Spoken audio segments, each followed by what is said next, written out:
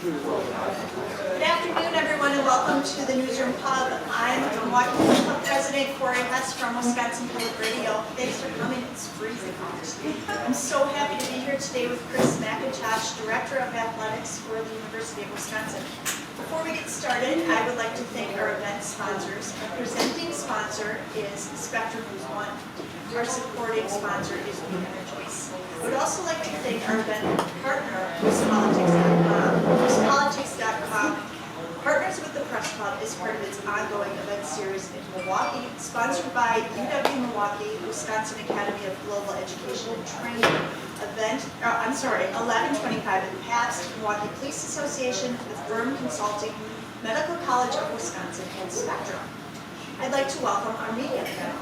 We have Jim Colson from the State Journal, Jara Radcliffe from the Milwaukee Journal Sentinel, and Stephanie Sutton from WISN TV. Now back to Chris. He succeeded Barry Alvarez as UW's athletic director in July. He returned to Madison in 2014 as an associate and then later deputy athletic director. Before that, Chris was quite the football star. First captaining Wisconsin's back-to-back Big Ten and Rose Bowl champions in 1998 and 1999, and then going on to be the first-round draft choice of the Seattle Seahawks in 2000. Thank you for joining us today, Chris.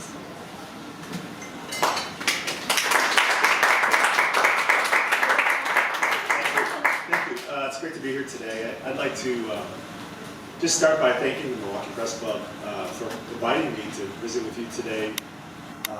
It's quite an honor to be here at the Newsroom Pub. The stories that I've learned today are quite impressive. To start, I guess, maybe you've heard me talk, or there's a lot of talk in college athletics about everything that's changing and everything that's wrong with college athletics and how it's evolving. And I'm sure we'll touch on many of those things today, but I thought maybe I would just share with you some of the things that are kind of heartwarming right now about college athletics, and maybe the more things change, the more they tend to stay the same.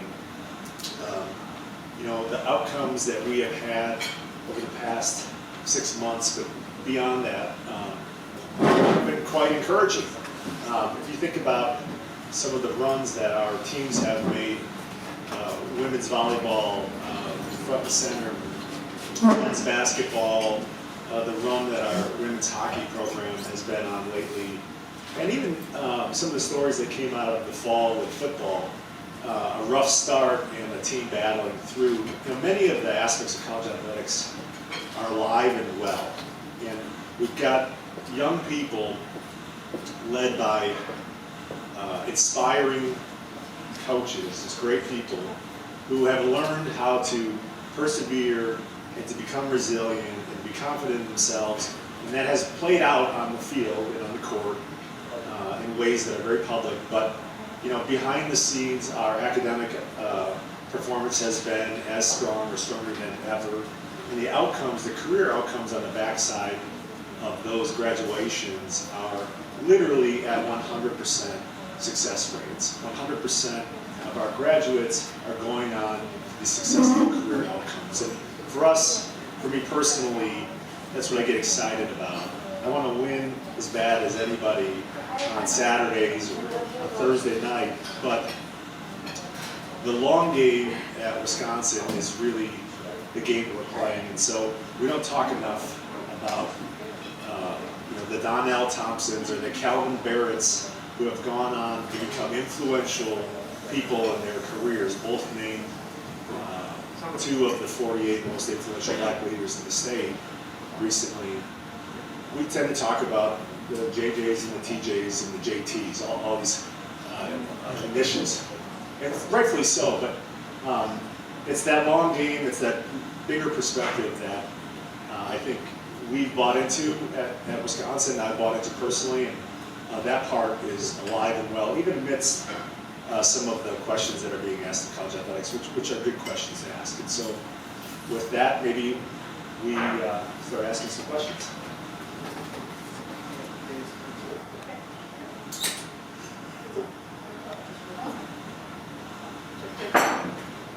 All right, well, I guess we're out of the gates.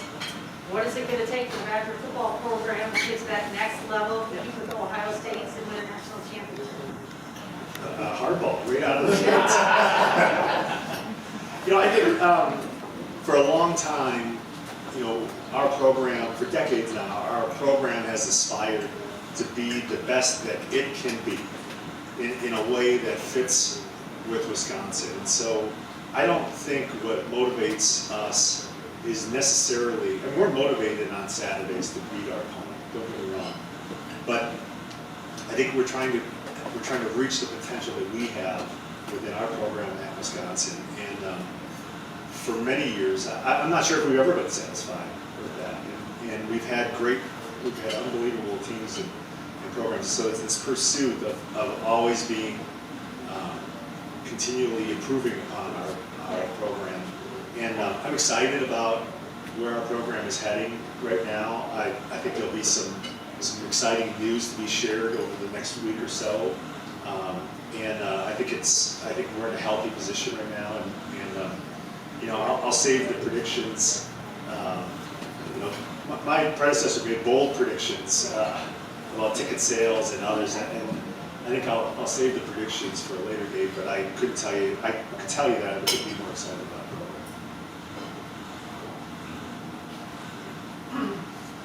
So I know you have a marketing background and kind of get here at the point that name, image, likeness becomes a big thing in college athletics. You've seen it in practice now for a few months. I guess what would you identify as the biggest challenges, and where do you see it evolving? Where do you see it going? Yeah, it's a great question.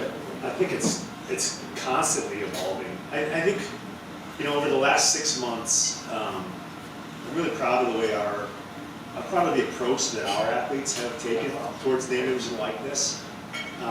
I think they've benefited from the opportunity itself, but I think they've kept it in perspective, and it hasn't overshadowed their academic pursuits. It hasn't overshadowed their athletic pursuits, the chasing of a dream athletically that they've been on for most of their lives. And so, but at the same time, I think it presents a fantastic opportunity for our athletes to learn.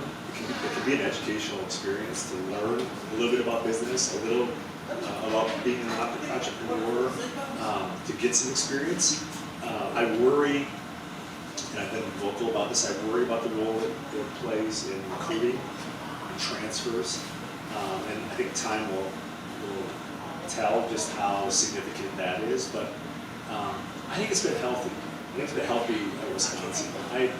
When I think back on my own experience as a student athlete in that 18 to 22-year-old window, I think back on what this could have been like, and I think it could have been incredible. There were times, it's an interesting it was an interesting point in my life in terms of the perspective I had, or even the lack of perspective I had, not yet having fully realized the value of a degree from the University of Wisconsin, the 22-year-old me. But having been on the backside of 2 Rose Bowls, and there were feelings of resentment or being sold short. And I think it's a healthy thing right now that our student athletes don't necessarily feel the same way.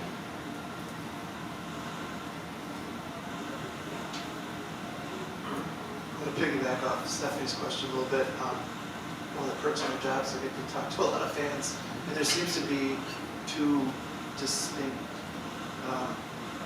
pieces within this fan base. There's the older generation that lived through the worst of this athletic department, and bowl games and NCAA tournaments still mean something to them.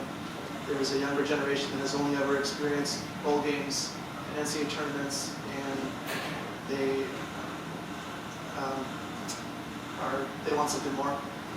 How do you, I'm sure you hear a lot of this, how do you speak to both of those bodies within the fan base? Yeah.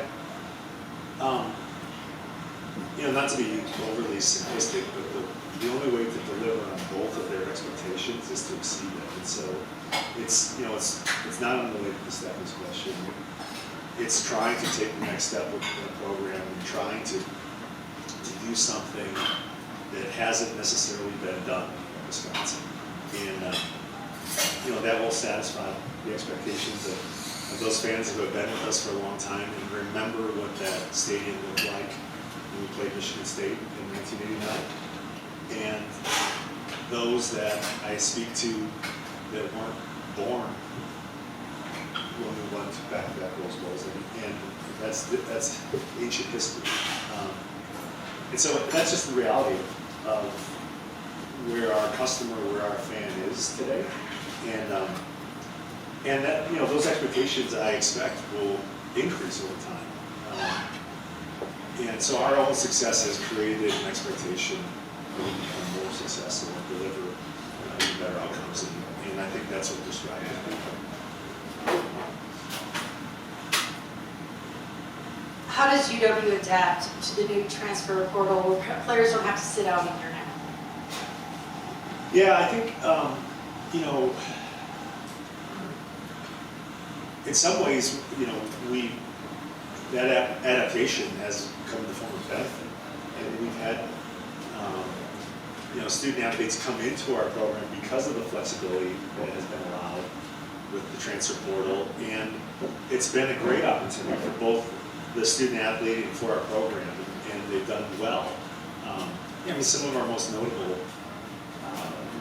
players, Russell come from even before the transfer portal, that have done really successful, have had a really successful outcome. I worry, just generally speaking, about what the transfer portal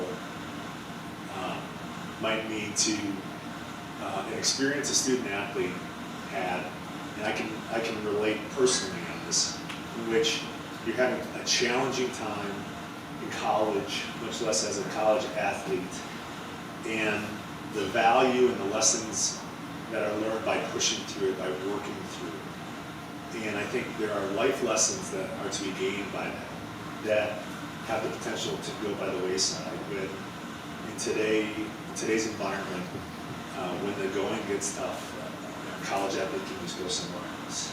And so somewhere in between there, I would like to believe is the right balance. And I'm not sure. I think philosophically, everyone, myself included, was supportive of clearing the way for transfers to have movement. But I'm not sure it was ever intended to work out like it is today. And I'd like to think that we're going through a period of history right now in which that'll settle out, but it'll likely settle out as some of these other issues that are confronting college athletics are addressed as well. You get the task of following a legend in your position as athletics director and a guy who's still around the program, and probably, I would imagine, to a lot of people, still the face of the program. When your tenure is done as athletics director, do you think you'll be remembered as somebody who sort of continued the Barry Alvarez blueprints, as a steward of the program, or do you hope and think that you're going to put a stamp on and take this program in a different direction? Admittedly, on a rare occasion when I think ahead that far, and I don't spend any time thinking about how I'll be remembered in the context of what's taking place. And I think it would be a losing battle to think, if I were to do that, to think about how I might be remembered relative to how Barry Alvarez is remembered. And so maybe that's just a mind game I put myself to avoid a losing battle that way. Barry obviously means a lot to me, and he's been in these different chapters of my life really impactful to me, and I've learned a lot of lessons from him. And one of the lessons I learned from him as a player in this program was to avoid comparing yourself to others, to just focus on what you have the control to focus on, and to try to kind of eliminate distractions. And so I don't really think about my job in the context of how I compare to Barry, that's probably a losing battle. I would like to think that, given everything that's being called to question about college athletics right now, and the inevitable change that will take place, that down the road, 10 years or beyond down the road, our program will be in an even stronger position will be thriving. The outcomes that I referenced on the front end of this will be even stronger.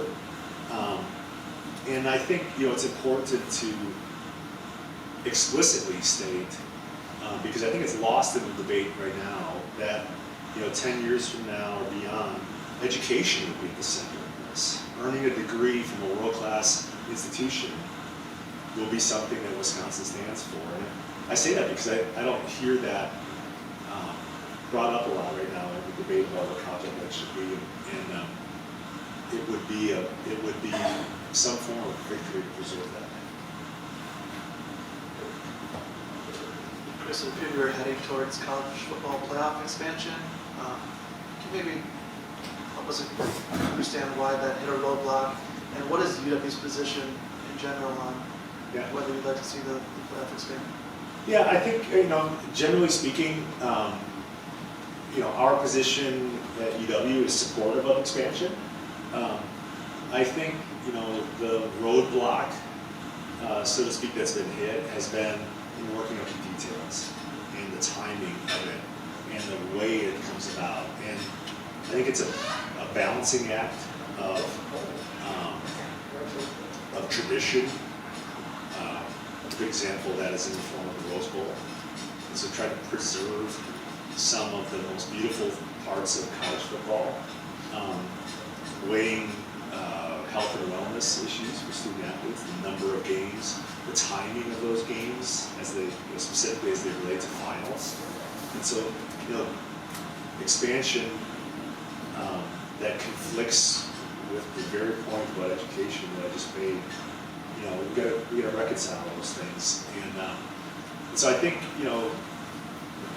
we want to see it done, but we want to see it done in the right way, in a way that doesn't necessarily have to be modified, not too far down the road.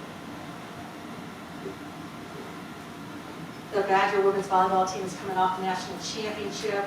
What does that mean for the future of women's sports at Wisconsin moving forward? And what can the men's teams learn from the women's team winning the national championship? Yes, I went there.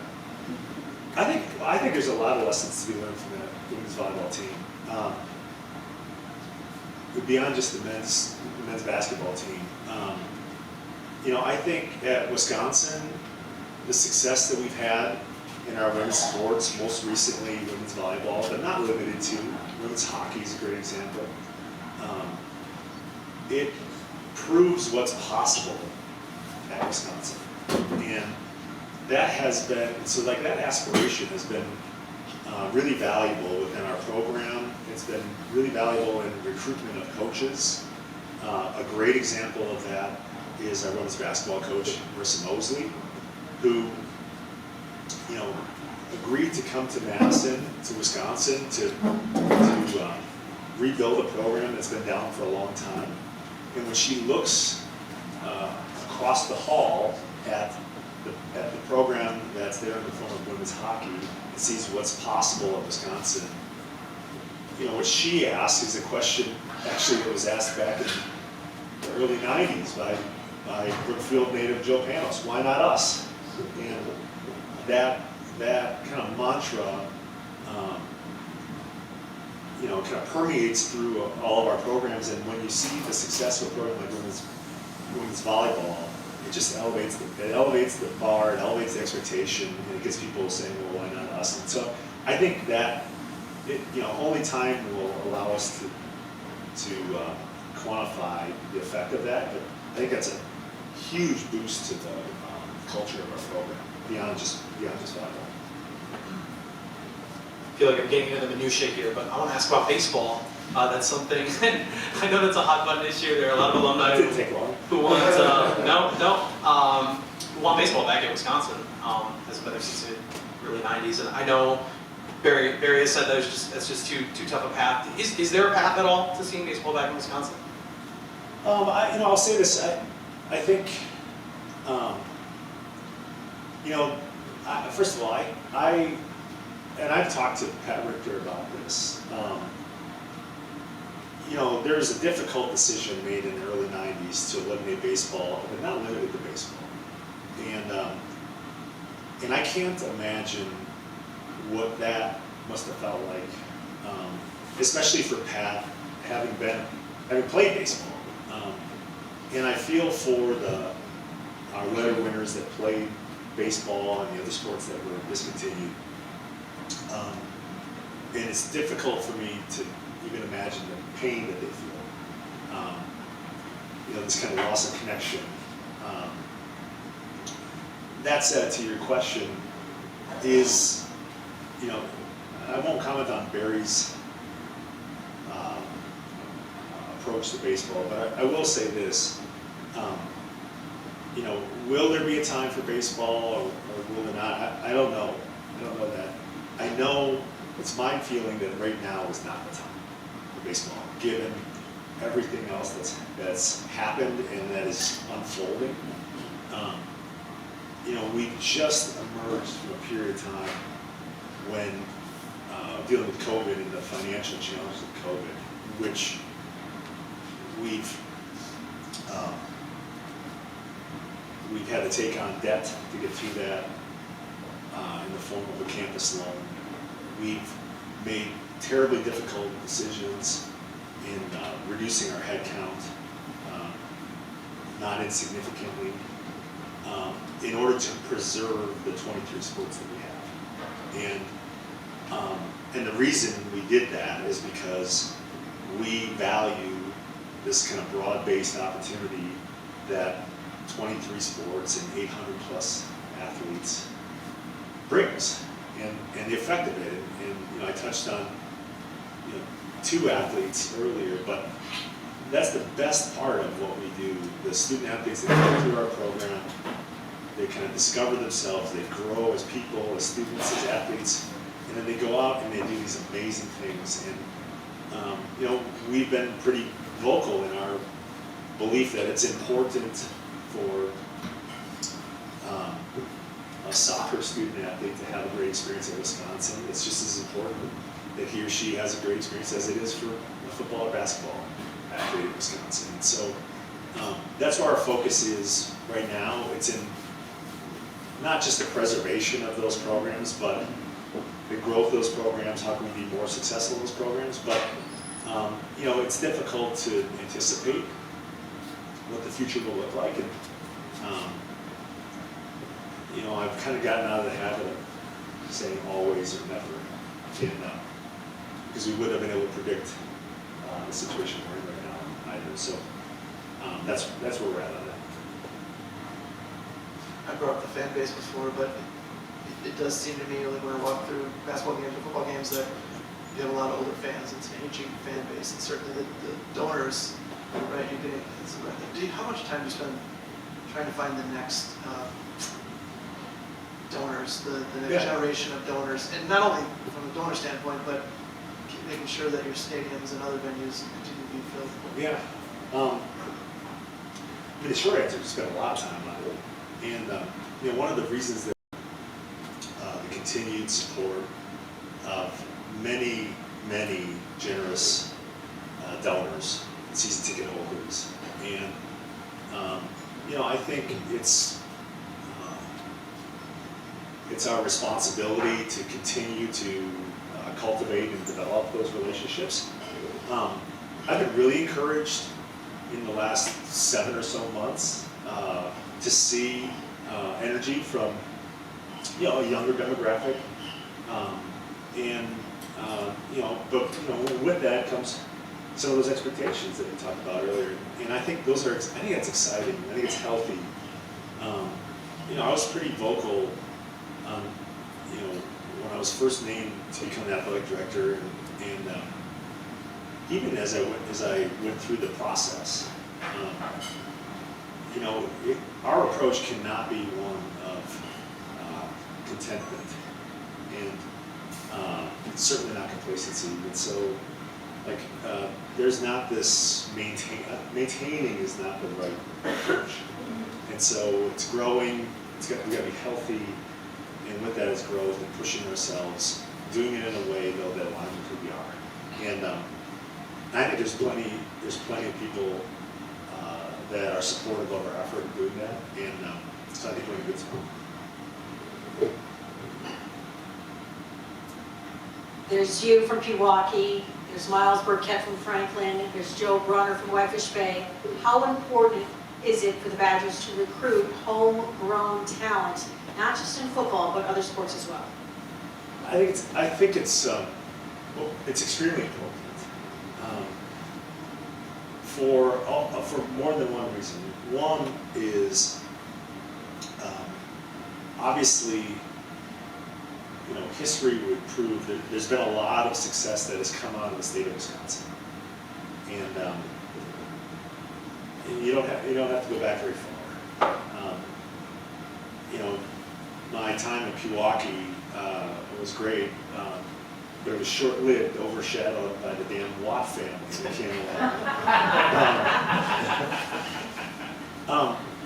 But I think what's important today, and one of the things that's might be changing today, given the state and place of college athletics, the ability and flexibility granted for transfers and everything else, I think it's really important that that feeling is a mutual one. And so I think we're constantly in pursuit of young, talented student athletes in all our sports, from the state of Wisconsin, kind of consistent with the belief, I guess tangential to the Wisconsin idea, and pulling people from Wisconsin that are excited to be a Badger. And I think we've done a good job with that. There's a lot of pressure on that very notion to deliver on that, and it doesn't go unnoticed when we're not batting 1,000 on that. But I think it's okay. I think you'll see, the Miles and the Joe Brunners. History would show if they follow in the footsteps of those kids that were excited to be Badgers ahead of them. They arrive at Wisconsin. They take an approach consistent with people that went before them. They'll be extremely successful, and that in and of itself, we've had this kind of flywheel of success that has, inspired young people to want to become Badgers for a long time. And I think that's alive and healthy, but it's become more challenging maybe today than it ever was. I was definitely going to ask how many years you felt would have to go by before you could declare yourself the most distinguished alumnus of Milwaukee High School again. How many years they have to be out of the league before you feel like you can jump back into that conversation. Another checkbox here that you'll see a lot of alumni complaining about is the student section at football games. And I know so much of that has to do with the admission process, the general admission, the style that students filter into Camp Randall. Is there any conversation about changing that process or doing anything to sort of address that? Is that even something people are really concerned about? It is. It's something that I'm concerned about. And we've had, and it's been more than a few years that we have tried to streamline that process or incentivized early arrival. And I will say this: this past football season, there was no blame to give the students. There was no criticism of when they arrived. They were there, and they were there early. And we've been asking them to do that for a long time, and they did. There was an excitement about the season for all kinds of reasons. I think, on the heels of a season in which we weren't allowed or weren't able to have fans, 40% of our team had never played in front of fans. 40% of those students had never been to Camp Randall for a game as a student in the student section. So there's a lot of excitement about it. That did get our attention. There's process changes or modifications that could help. There's also structural modifications that need to happen in order for us to make it easier for students to get in and out. So that is a priority for us. And I'm not sure that problem is going to be solved overnight, but it's not a problem. You mentioned the tenure window. That's not a challenge that I want to be talking about tenures. I want to make sure that our students here today have a great experience on campus, have a great experience around games and our venues in our venue, and that it's one that's a memorable one for the right reasons. Chris, this wasn't on my initial list, but I was eating and this came across Twitter, the athletic report this morning that the Big Ten is considering doing away with divisions for football and going to 8-game schedule. Is that something you support? Yeah, I think one of the lessons that I learned from Barry and really stuck with me when it comes to matters of the Big Ten is to put Big Ten first. The health of our league is of benefit to us, and I think history has shown he's made some difficult decisions that I think back to legends and leaders that weren't necessarily the best thing to have happened to Madison, to Wisconsin, but it was at the time the best for the league. And so there's a lot of talk right now and even debate about what should take place, what's the right approach, and so there's a number of models that are being vetted, debated, and I think it's a difficult challenge given some of the uncertainties with the CFP, expansion, no expansion, criteria. But I think, we've got in our intention in this process is to create the most compelling opportunity for the student athletes, the players in our league. And so that brings up issues like divisions and number of games and the pursuit of a championship within the Big Ten means a lot.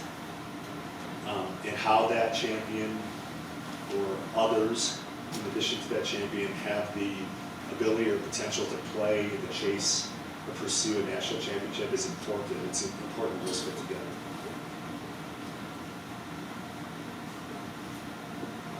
How do you innovate for the future and make changes to the athletic department and perhaps a specific change right now?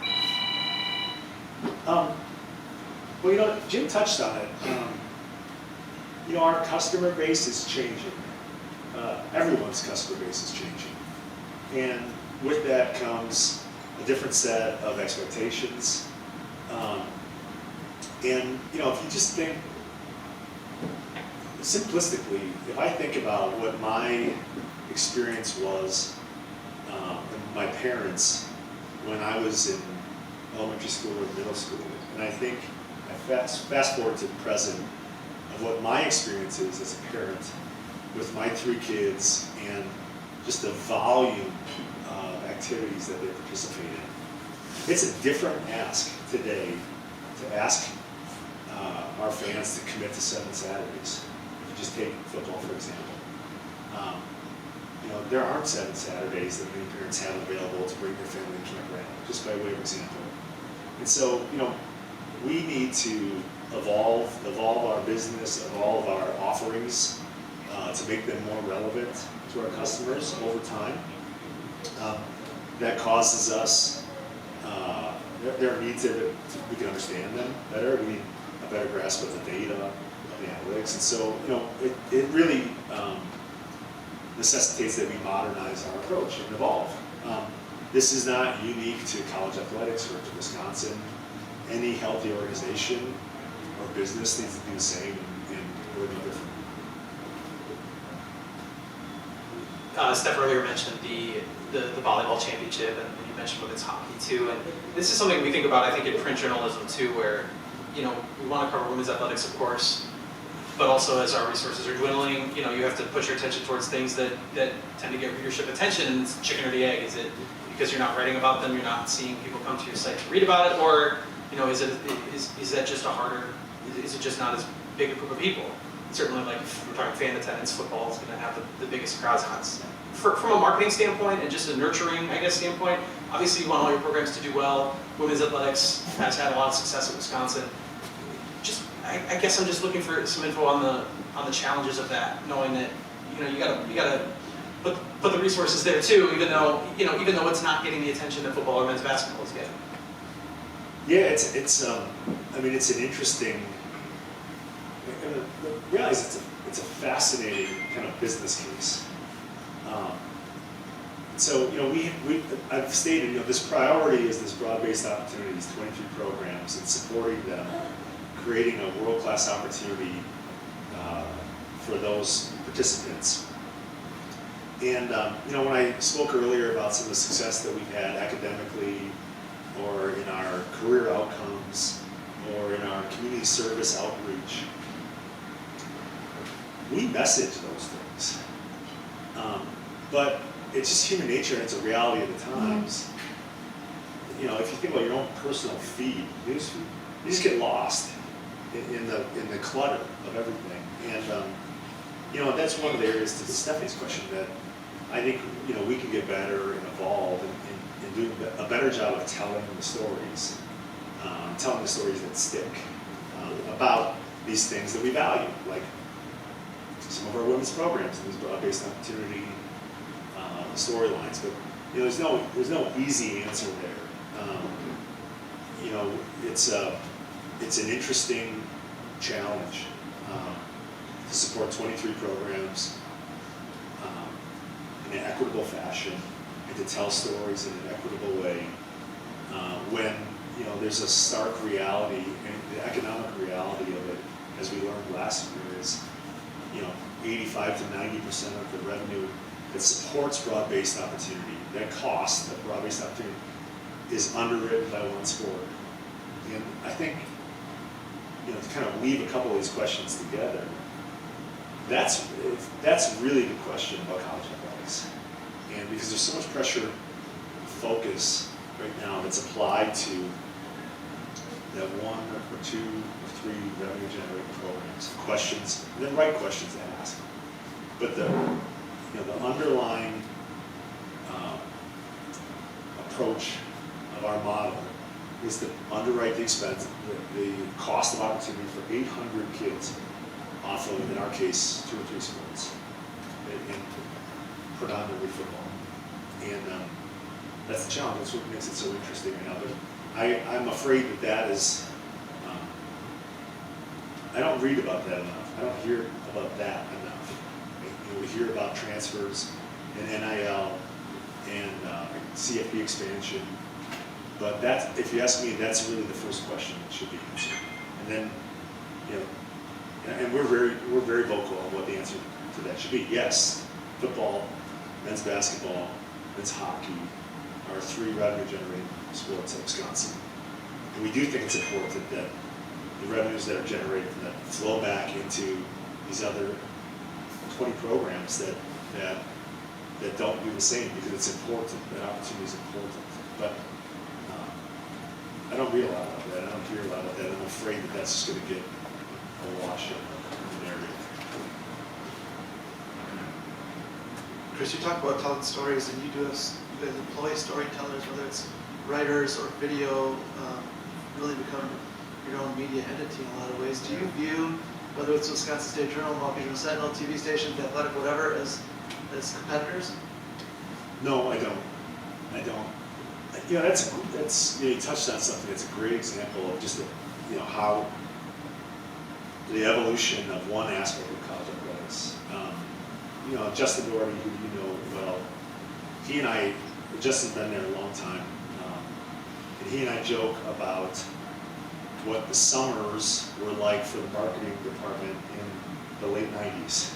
And it was the preparation of the media guide for the following season. And now, with the realities of this 24/7 news cycle and everything, it's a totally different undertaking.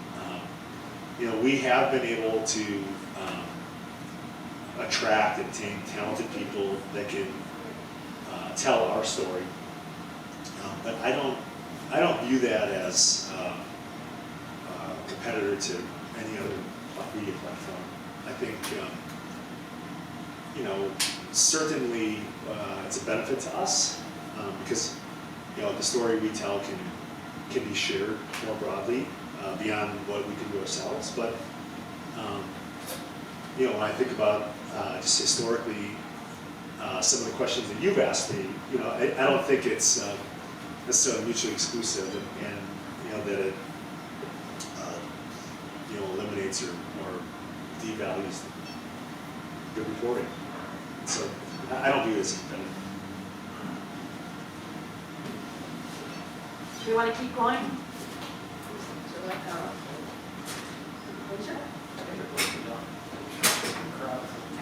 Yeah, that's what I say, or, Okay, yeah, audience. all right, Here. 2 questions. All right. How do you hold on to Jim Leonard? Uh-huh. And you played college ball, you played pro ball, now you're an athletic director. If and when you get the opportunity to talk to the Johnny Davises of the world about whether to stay in school or go on, what do you tell them? And how do you approach? You have to think about their welfare, you have to think about the school, you have to think about revenue. So what do you say to those kids who are trying to make that decision? Yeah, so let me start with that question. Those decisions, for those that have the ability to leave Wisconsin early and pursue a professional career, so first and foremost, those are the exception, not the rule. And I can't comment on Johnny's situation, but I can speak more generally. Our approach has been to sit on the same side of the table with those athletes, not across from them. And I think, if our coaches are recruiting talented young people, student athletes, and sitting in their living rooms, talking to them and their parents, and promising that we're going to do what's in the best interest for their son or daughter, and that we're going to do everything we can to prepare them and take care of them, then it'd be hypocritical of us to sit across from a student athlete when they have earned the ability to go do something that's probably in their best interest. And I think, so those cases sometimes are quite obvious, and that's a great opportunity for everybody. I think what I worry more about today more than I ever have is the pressure at a young age, kids coming into college to compete, who haven't even stepped foot on the field or on the court, who have this expectation in their mind, or that they feel like they need to live up to, that they only need to be there for a short period of time. And I think that's when there's potential for bad decisions, and decisions that down the road will be regretted. And so I think it's one that the best interest of that student athlete should drive the conversation. They should stay or leave early. I got long-winded on that. Remember what your first question was? Oh, Jim Leonard, yeah. Jim Leonard's a good example. Jimmy consistently is presented with compelling opportunities. And if everything goes well, he will continue to be presented with compelling opportunities because he's earned them and he's delivered on them. And I don't want to speak directly for Jimmy, but I will say there's something that I share with Jimmy, and that is Wisconsin means something personally to him and to me. And I think he wants to see Wisconsin reach its potential. He's one of the people that I would include in that group of people that has a drive and a desire to see Wisconsin take the next step. And so it's about more for Jimmy than maybe others. Other coaches who might be apt to move, I should clarify. Andrew? Chris Andrew Wagner, Forbes Sports. Kind of weaving a couple of questions together because you touched on it. Having to take on debt during COVID and the importance of those revenue-driving sports. So I'll start with the money part. You guys are doing the renovation of the south end, I believe it is. How much of a pinch did COVID put you guys in? Because the end of the day, college athletics is a business. How much did that, kind of put a pinch on things? Well, the South End Zone project, which I didn't get a chance to touch on, is it's in the midst of transformation right now, and my office has kind of a front row seat to it. Barry Alvarez Field at Camp Randall looks a lot different than it did in October.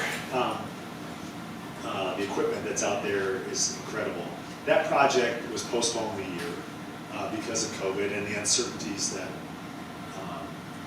COVID presented, the financial uncertainties that presented. I think one of the most interesting, if not amazing, developments that has taken place over the last almost 2 years now has been during that period of time that we all went through and had our own experience. Almost all of that inventory has sold out.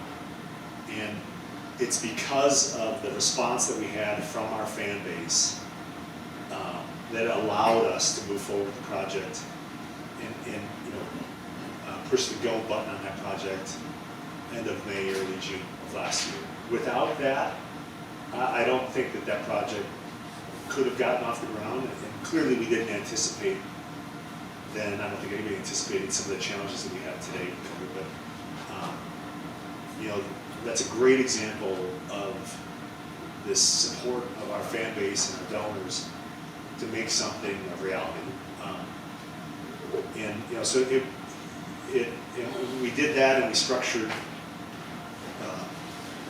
an agreement with Learfield alongside of that coupled together made the South End Zone kind of a no-brainer to go ahead with. And so, but it wasn't without its challenges. And then kind of piggyback a follow-up.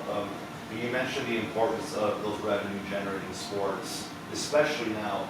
Does that put more pressure or emphasis or expectations on the results and the production of those sports, knowing how much it's vital to funding the rest of the program? I think there's a certain reality to that. I think the pressure, though, comes more from some of the other things we talked about. This,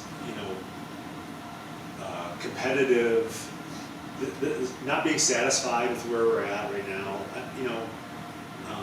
I think it's interesting that the way the expectations, both amongst our fan base and of ourselves, of our coaches, of our athletes, there's not a. I think the only ones that I think the only athletes in our building that are satisfied right now are our women's volleyball players, and I think it's healthy. I think it's a reality. It kind of touches on the question that Jim asked, a younger fan base. Well, we've got student athletes now that have lived their lives, grown up, knowing a Wisconsin that has only been successful at an unprecedentedly high level. And so I think they come through our program and are satisfied with mediocrity. I'll take 2 more questions. Yes, sir. So Chris, I'm guessing you grew up a fan of the Badgers. You played there, you played in the NFL, and then you went to the private business before coming back to the university. But I'm guessing there were some moments when you were in that private, when you were separated a little bit, where you were jumping up and down on your couch, yelling at the TV, or fired up as a fan. Yep. And we've talked a lot about the fans and fan base. Did you get a moment during that volleyball run to celebrate as a fan at all, or was it all seeing it from the director of athletics point of view? And how important is it that you keep, I don't know what percent, 1%, 5% of yourself as that fan, seeing things through that fan's lens, knowing that you're responsible for the budget and for the well-being and all that of the program? So I'll answer your question with 2 quick stories. The first one is, I grew up an hour down the road from Madison, Milwaukee, and really through the 80s and early 90s. And as a football player, there wasn't a lot to cheer for. And so and I've shared this, I didn't have a high level of engagement with Wisconsin football. It really was the Rose Bowl at the end of the '93 season that, put Wisconsin on the map for me. I had been to, prior to being recruited to Wisconsin, I had been to exactly one football game in Camp Randall as a teenager, as a young person. The reason I share that is I don't take for granted full stadiums, and I understand how fragile that is, and how quickly that can slip away. And so there is part of me that, I don't know what percentage of me, there is part of me that, as a fan and is just rooting in the same way that a fan is rooting for these awesome kids that are competing and that are leaving it all out there. The volleyball experience for me was a little bit different because I've got 2 of my 3 kids, my 2 girls are both volleyball players and have high aspirations. One's a senior, one's a sophomore. And so, in the 8 years that we've been back here in Madison, they view our women's volleyball team, they're up on this pedestal.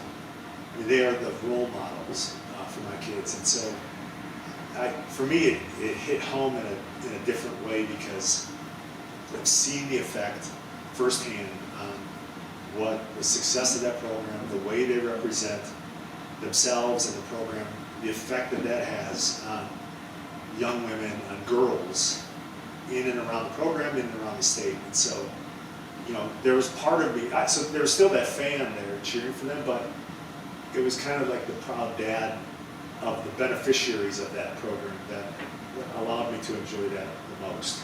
And so that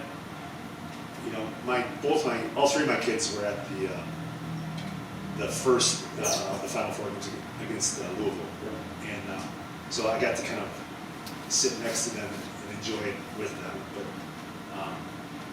that's an experience I'll never forget. Sir, in the back. Steve McGarvey, Associated Press. I was just wondering, this playoff era, one kind of byproduct of it has been the other bowl games that aren't part of the playoffs seem to have lost some relevance with opt-outs, things like this. We saw in the Rose Bowl and some of the other New Year's Six games. What can be done to kind of make those bowl games seem relevant to today's student athletes in the playoff era, do you think, or is that possible? I mean, I think it's possible, and perhaps. I mean, the first thing that comes to mind is perhaps expansion can include more of those games and make them more relevant. I can only speak to that question on behalf of Wisconsin, and we have for a long time, for decades now, placed a heavy emphasis on the importance of bowl games, and so I don't say that to create this distinction between us and other programs, but generally speaking, our players and our coaches and there's this culture of being excited to play in the bowl game here for all kinds of reasons. It's viewed during the course of the season as something you earn. And Paul's really vocal about this. You get what you earned at the end of the year, but also, for a long time now, it's been viewed as the stepping stone to next year. It's one way of looking at it in terms of for a developmental program like ours, it's an extra springboard. You get to develop young players, and it's got a different feel, it's got a different vibe, and usually, like this past bowl game we played Arizona State, usually it's a fun game to play in because you play a team that's got a totally different style. And it can be a bit unconventional and unorthodox relative to the Big Ten teams who play. But so there isn't a silver bullet solution to that, but I think there are steps that can be taken to make more of them more relevant. Well, thank you so much for your time, Chris. I really appreciate you coming. Thank Thank you. you to the audience. Thank you to our panelists, Kathleen, JR, and Jim. And thank thank you again to our sponsors, Spectrum News One and WisPolitics.com. Tomorrow night, we're celebrating the city's birthday. Please join us. We'll be at the Grain Exchange at 5:30 p.m. So thank you all for coming.